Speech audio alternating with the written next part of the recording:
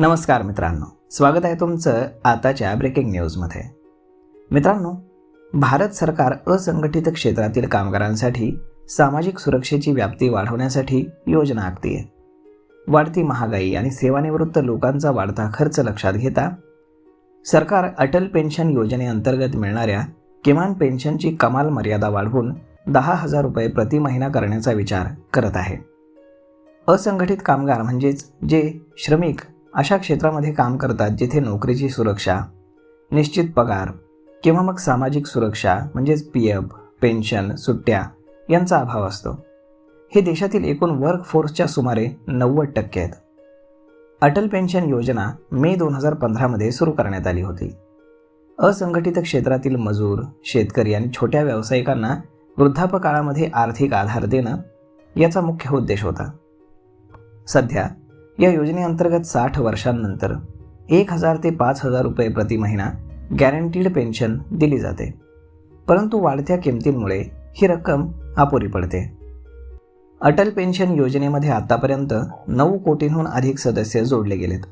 परंतु त्यापैकी सुमारे अर्ध्या सदस्यांनी नियमित योगदान देणं बंद केले. आर्थिक वर्ष 2025-26 मध्ये आतापर्यंत सर्वाधिक 1,35,00,000 नवीन सदस्य जोडले गेलेत. पेन्शनची मर्यादा वाढवल्यामुळे नवीन सदस्य जोडले जातील आणि जुने सदस्य योजनेमध्ये टिकून राहतील असा सरकारचा विश्वास आहे.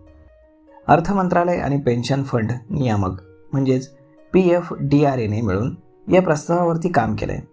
पेन्शनची कमाल मर्यादा 8 ते 10,000 रुपये प्रति महिना केली जाण्याची दाट शक्यता आहे. हा बदल योजनेला जास्त आकर्षक बनवेल आणि वाढत्या राहणीमान खर्चाशी जुळवून घेण्यास मदत करेल असं सांगण्यात येते. जे सदस्य 31 मार्च 2016 पूर्वी जोडले गेले होते त्यांना सुरुवातीच्या 5 वर्षामध्ये सरकारकडनं को-डिस्ट्रीब्युशन मिळत होतं. ही रक्कम सदस्याच्या योगदानाच्या 50% होती.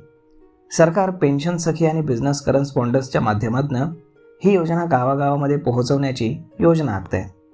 26 जानेवारी 2026 रोजी मंत्रिमंडळानं ही योजना आर्थिक वर्ष 2031 पर्यंत सुरू ठेवण्यास वाढीव मंजुरी दिलेली आहे. या बदलामुळे सरकारी तिजोरीवरती मोठा भार पडणार नाही, कारण ही योजना मुख्यत्वे सदस्यांच्या स्वतःच्या योगदानावरती चालते. तर मग मित्रांनो, अशा पद्धतीनं या बदलामुळे सरकारवरती कुठलाही मोठा वित्तीय दबाव पडणार नाही असं सरकारकडनं सांगण्यात आलं आहे. तर मग मित्रांनो, अशा पद्धतीनं आता असंघटित कामगारांना 10,000 रुपयांपर्यंतची पेन्शन मिळण्याचा मार्ग मोकळा झाला आहे. तर मग यावरती आपलं मत काय हे तुम्ही आम्हाला कमेंट करून नक्कीच सांगा. आणि जर हा व्हिडिओ तुम्हाला आवडला असेल तर आपल्या जवळच्या मित्रमंडळींसोबत देखील हा व्हिडिओ तुम्ही शेअर करायला विसरू नका. धन्यवाद.